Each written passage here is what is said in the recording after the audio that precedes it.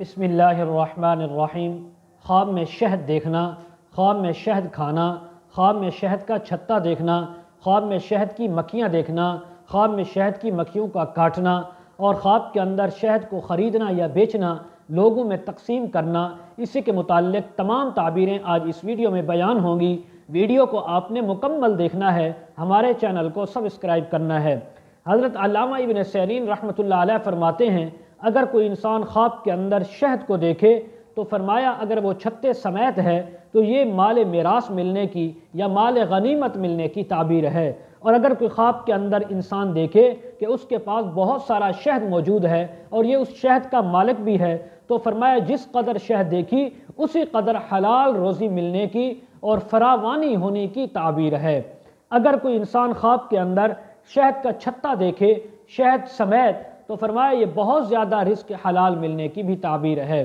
حضرت ابراہیم کرمانی رحمۃ اللہ علیہ فرماتے ہیں، اگر کوئی انسان خواب میں دیکھے کہ اس کے پاس بہت سارا شہد موجود ہے، میٹھا شہد ہے اور خالص شہد ہے، تو فرمایا یہ علم و دانش اور حکمت حاصل کرنے کی اور ملنے کی تعبیر ہے۔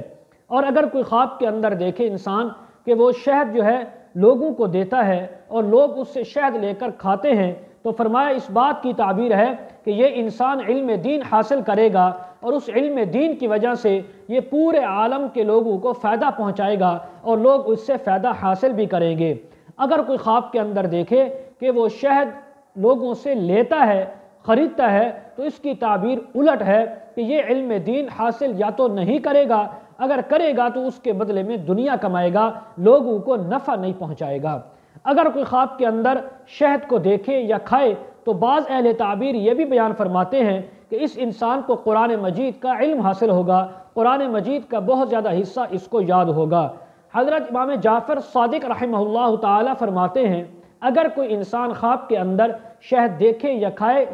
یا شہد کا چھتا یا مکھیاں دیکھے تو فرمایا اس کی 5 تعبیریں ہو سکتی ہیں۔ نمبر 1 میراث کا ملنا، نمبر 2 مال غنیمت کا ملنا، نمبر 3 علم دین کا ملنا، نمبر 4 قرآن مجید کا بہت زیادہ حصہ حاصل کرنا یعنی یاد کرنا، نمبر 5 رزق اور روزی کے اندر فراخی ہونا، اللہ کی طرف سے رزق حلال وافر مقدار میں ملنا۔ مزید اگر آپ اس کے متعلق تعبیریں یا وظائف اور مسائل پوچھنا چاہتے ہوں، استخارہ کروانا چاہتے ہوں، بچوں کو یا خود آن لائن قرآن مجید پڑھنا چاہتے ہوں تو ویڈیو کے کمنٹ سیکشن میں یا ڈسکرپشن میں ہمارا واٹس ایپ نمبر دیا جاتا ہے، آپ حضرات کانٹیکٹ کر سکتے ہیں۔ وآخر دعوانا ان الحمد للہ رب العالمین۔